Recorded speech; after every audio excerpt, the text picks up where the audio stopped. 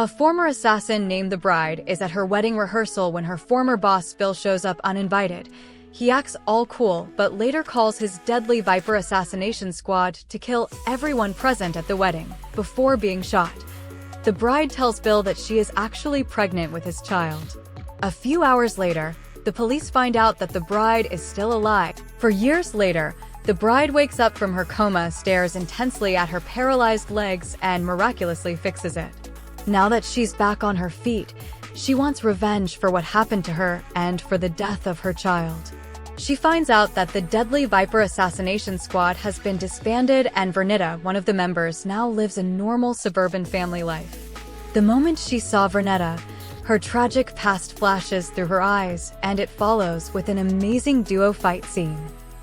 Their hand-to-hand battles soon turn into a knife fight, which sadly gets interrupted when Vernita's younger daughter Nikki arrives home from school.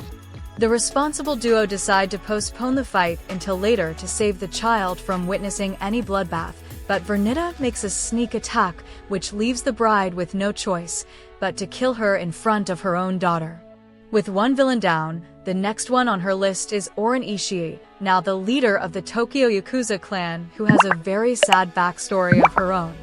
After witnessing her parents get murdered by the Yakuza, O-Ren took revenge on the Yakuza boss and replaced him after training as an elite assassin. The Bride travels to Okinawa, Japan, and asks legendary swordsmith Hattori Hanzo, who has sworn never to make a sword again, to make a sword for her.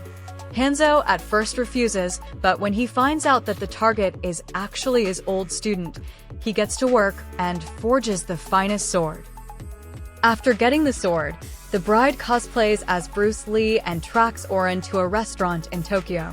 To get O-Ren's attention, she cuts off the arm of her assistant Sophie.